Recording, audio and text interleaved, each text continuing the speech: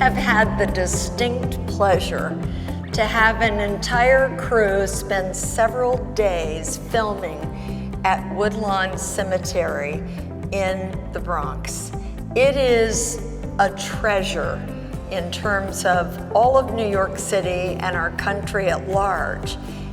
When you think about the history of the jazz greats, the famous people like the J.C. Penney, the Kresges, the Woolworths, incredible individuals that are buried here.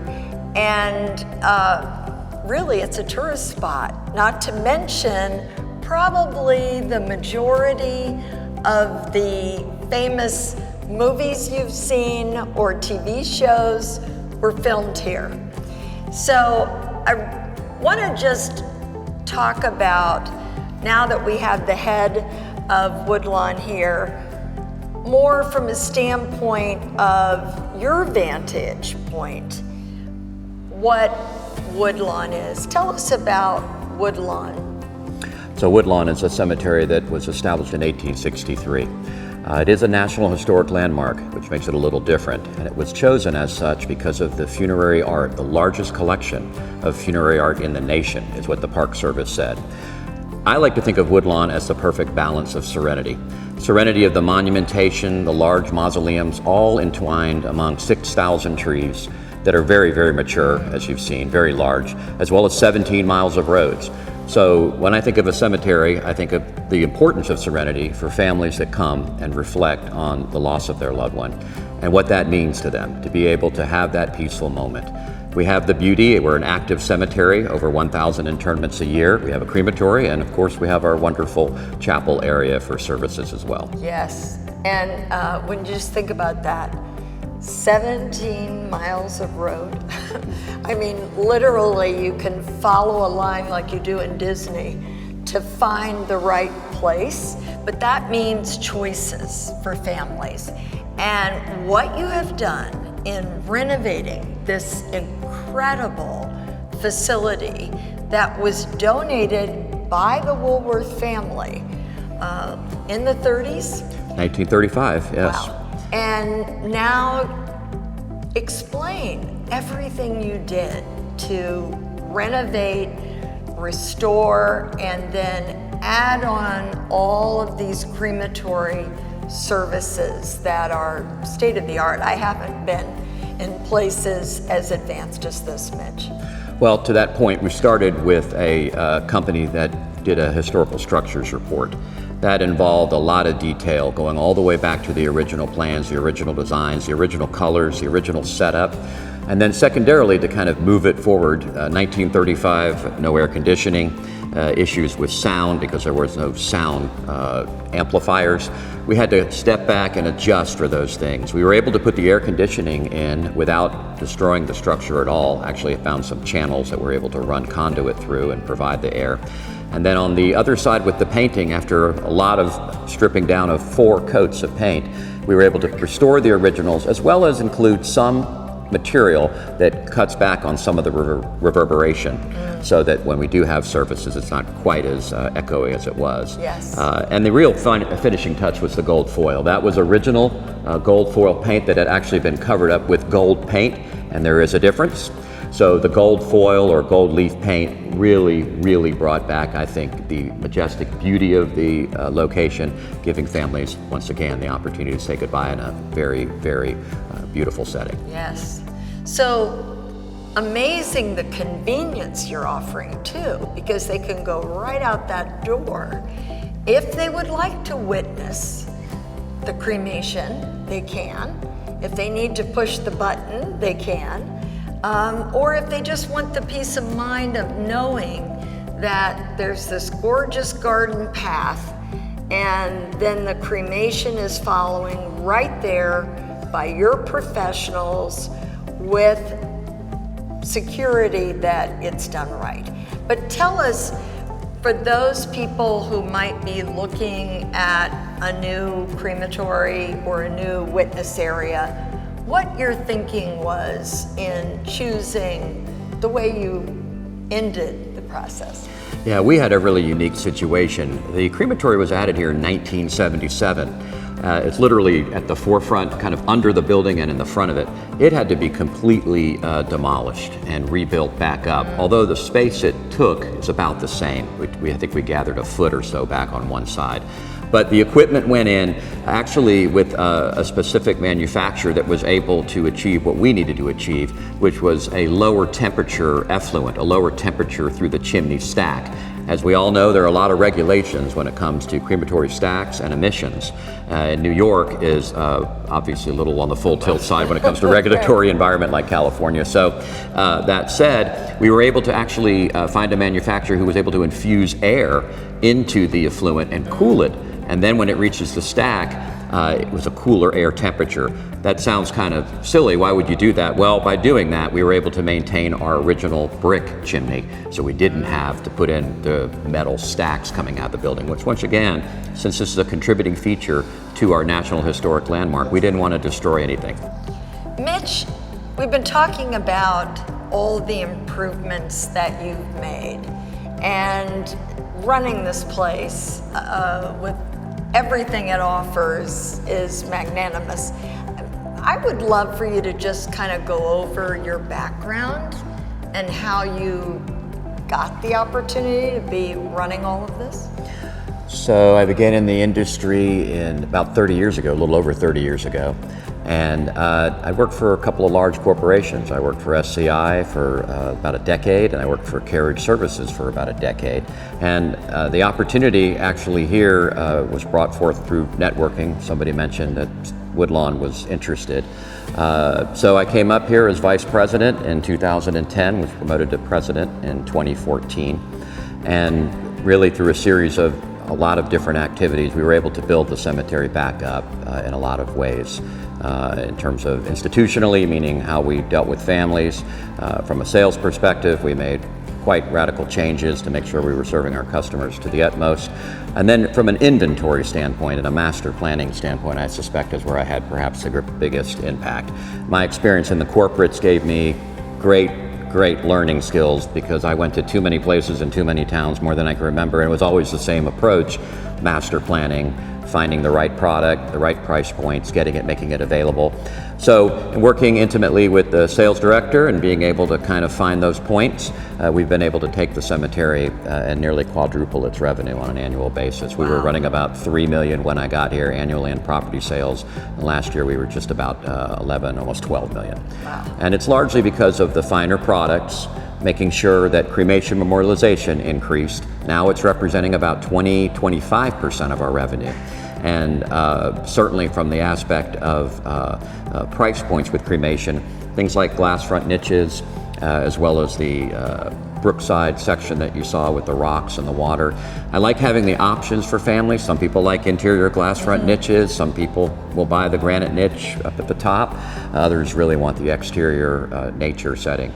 And my background with CANA, being past president of the Cremation Association of North America, as well as serving on the ICCFA and NISAC, given me a lot of touring. So beyond the places I used to work, did a lot of touring in different cemeteries, pulling little ideas here and there from different places, many of which I've instituted here. I've seen you in all of those different areas, and I think you nailed, though, the expertise in cemetery is when you understand merchandising and you understand inventory.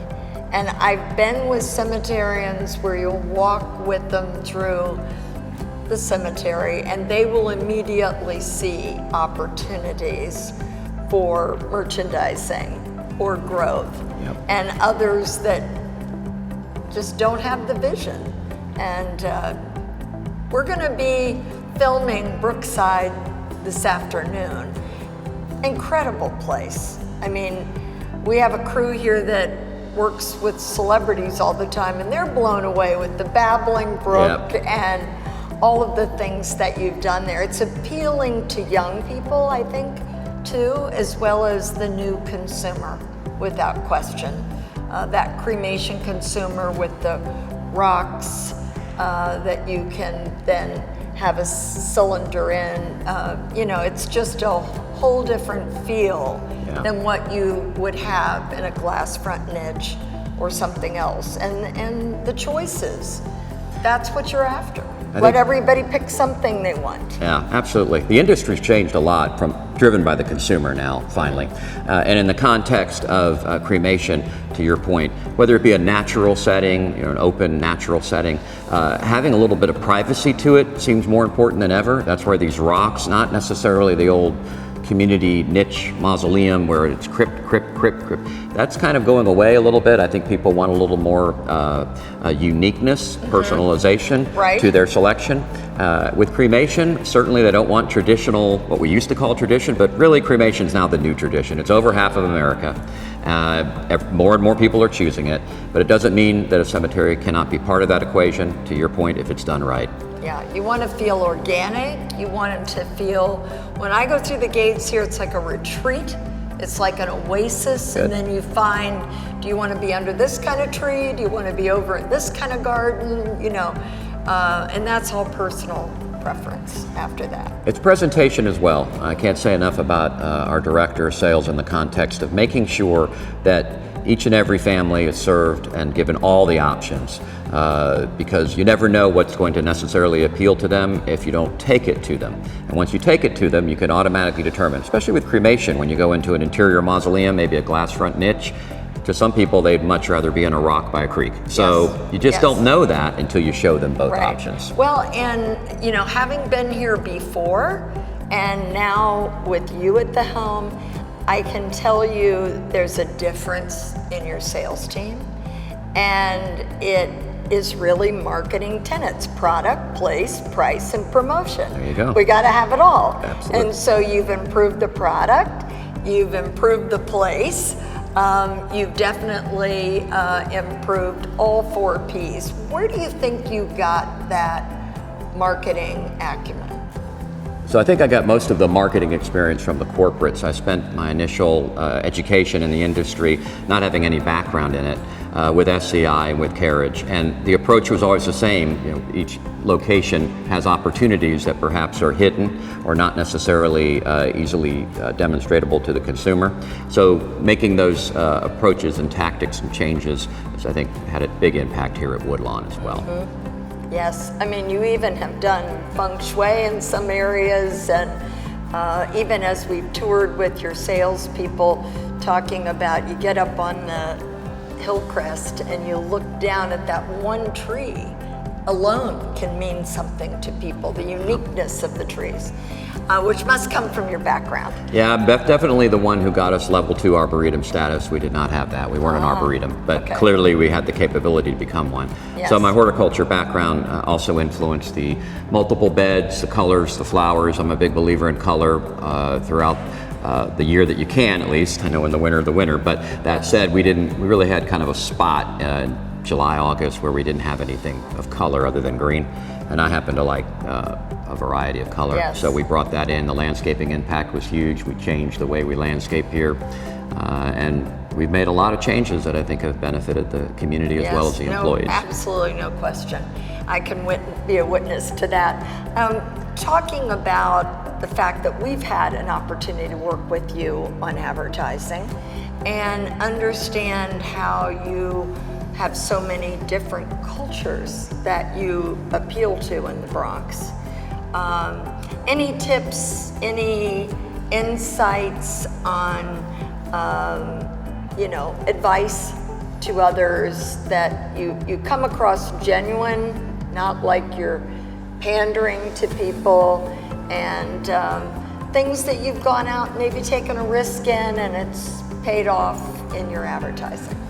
I really have to give a lot of credit to MKJ. The experience that you brought to our institution was huge, because even though my experience and many people here, you have much more in the context of meeting the specific market conditions that you're approaching for your client and then opening it up. We're an anti-combination state.